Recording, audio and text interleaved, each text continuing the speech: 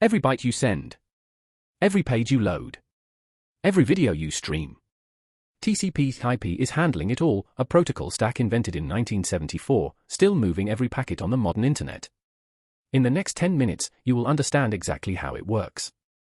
In the early 1970s, computer networks couldn't talk to each other.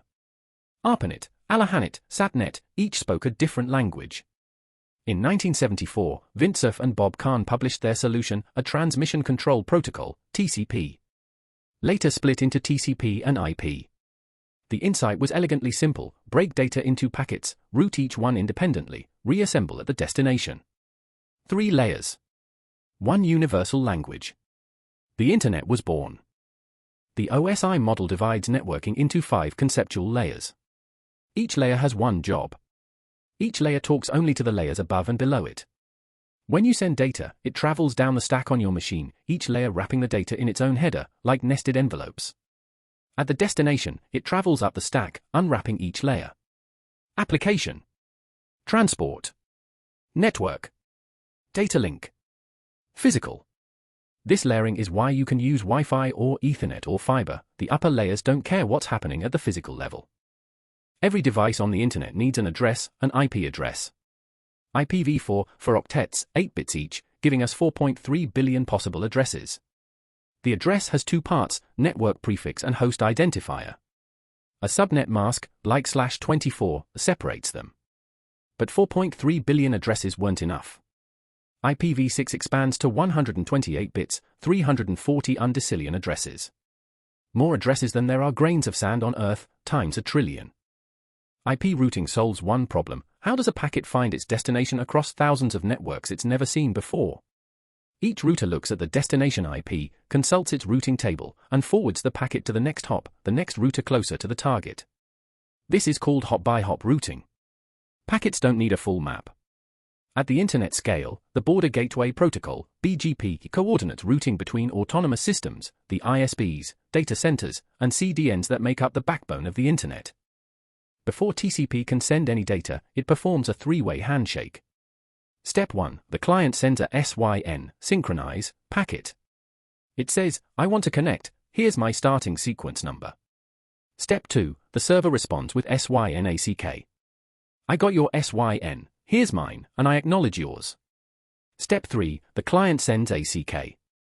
Acknowledged. Connection established. 3 messages. Both sides are synchronized. Now data flows bidirectionally, each segment acknowledged individually. When done, a 4-way FIN handshake closes the connection gracefully. TCP guarantees reliable, ordered delivery through 3 mechanisms. First, sequence numbers. Every byte is numbered, the receiver can detect gaps and request retransmission.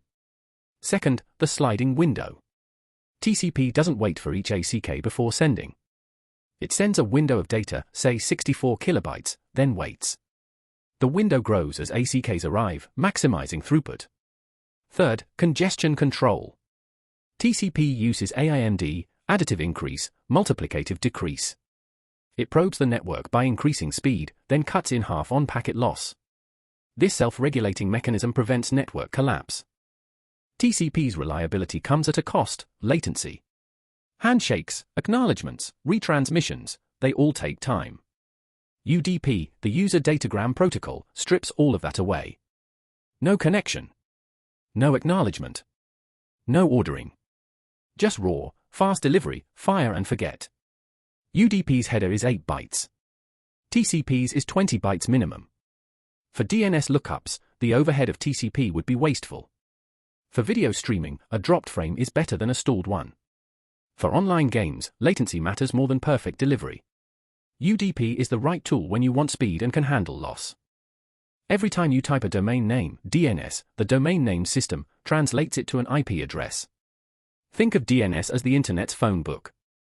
The hierarchy has 3 levels: root servers, TLD servers, and authoritative servers. Your browser asks a recursive resolver, usually your ISP or 8.8.8.8. The resolver walks the tree, asks a root server, gets the TLD server, asks the TLD server, gets the authoritative server, asks the authoritative server, gets the IP address. This takes milliseconds, and results are cached to avoid repeating the process. TCP Three-Way is the most successful protocol stack ever designed. 50 years old, still moving every byte on the internet. IP, addressing and routing, getting packets from A to B, TCP, reliability and ordering, making sure they arrive correctly. UDP, speed without guarantees, when latency beats reliability. DNS, translating names to addresses, the internet's phone book.